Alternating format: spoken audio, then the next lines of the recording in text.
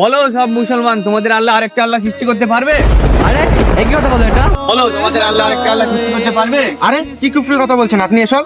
হুজুর তাড়াতাড়ি চলেন, এক ব্যক্তি এসে সবাইকে বলছে। তোমাদের আল্লাহ কি আরেকটা আল্লাহ সৃষ্টি করতে পারবে? আচ্ছা চলো চলো।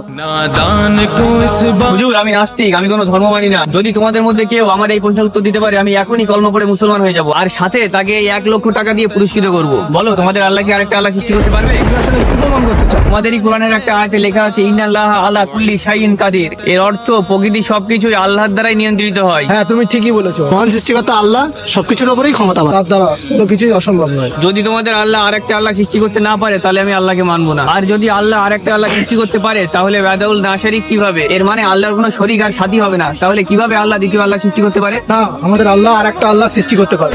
হুজুর আপনি এটা কি বললেন? আল্লাহ একটা নয়, 1,00,000 আল্লাহ সৃষ্টি করতে পারবে। তোগুলোই বানাবেন, সবাই ওনার মাখলুক হবে আর খালিক শুধু উনিই হবেন।